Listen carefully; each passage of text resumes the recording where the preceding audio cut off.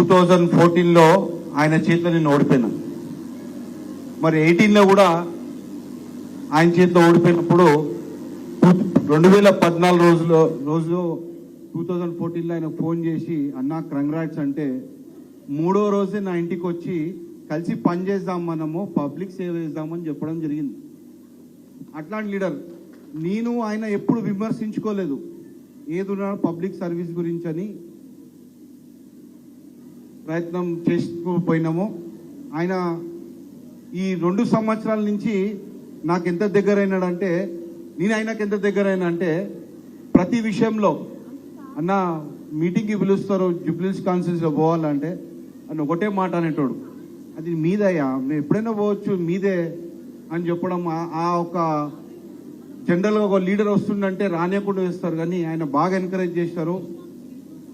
నేను ఈరోజు చెప్తున్నా మనస్ఫూర్తిగా, మా నాన్న శిష్యులు చాలా మంది ఉన్నారు, కొందరు పెద్ద పెద్ద స్థాయిలోకి వెళ్ళిపోయినారు, కానీ నన్ను ఎంకరేజ్ చేసేట్లో మాత్రం గోపీనాథ్ అన్న ఎంకరేజ్ చేస్తారు.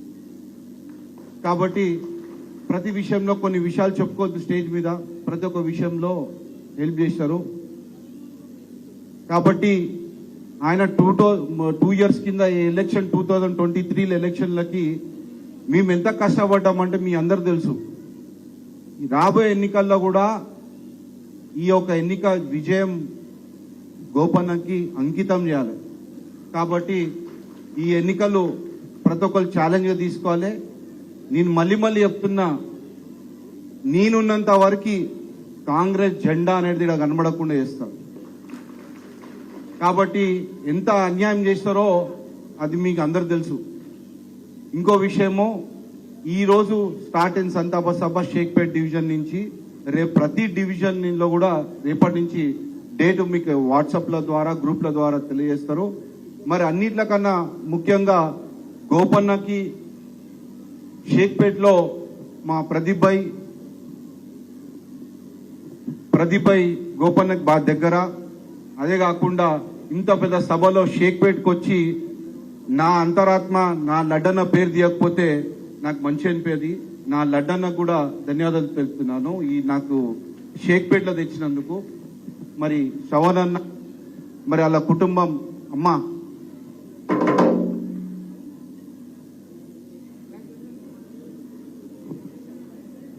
నేను 2006లో మా నాన్న ఎమ్మెల్యే ఉన్నప్పుడు చనిపోవడం జరిగింది.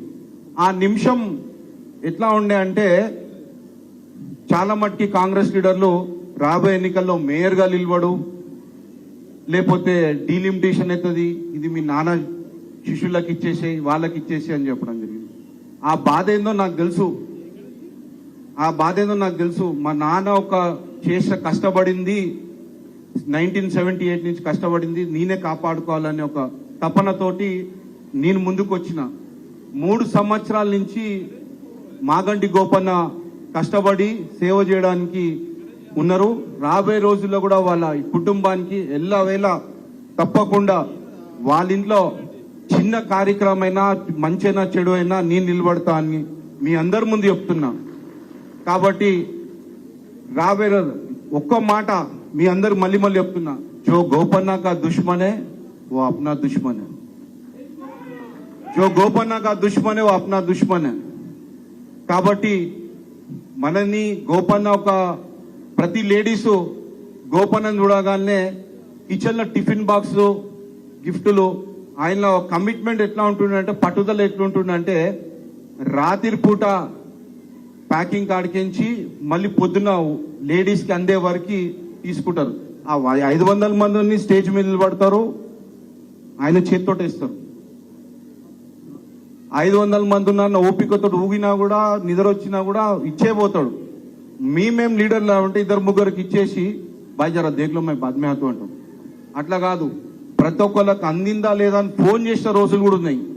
కాబట్టి ఆయన ఒకటే అనేది, నేను ఎంత పెద్ద లీడర్ అంటే పీజీఆర్ కొడుకుని ఓడగొట్టిన అంత పెద్ద లీడర్ నేను అంటుండే నన్ను పట్టుకొని. కాబట్టి ఆయనలో ఒక పట్టుదల ఉంది. మరి ఆయనతోటి గోపన్నతోటి ట్రావెల్ చేసిన వాళ్ళ వైఫ్కి ఇంకెంత ఉంటుంది. కాబట్టి ఆయనను ఎంకరేజ్ చేసి ఎమ్మెల్యే చేసింది. కాబట్టి ఆమెకు కూడా కొన్ని విషయాలు తెలుసుంటాయి. కాబట్టి మీ అందరూ అధైర్యపడవద్దు. రాబోయే రోజుల్లో జూబ్లీహిల్స్ కాన్స్టిట్యున్సీలో మనమందరం గోపన్న కుటుంబాన్ని నిలబడాలని కోరుతున్నాం.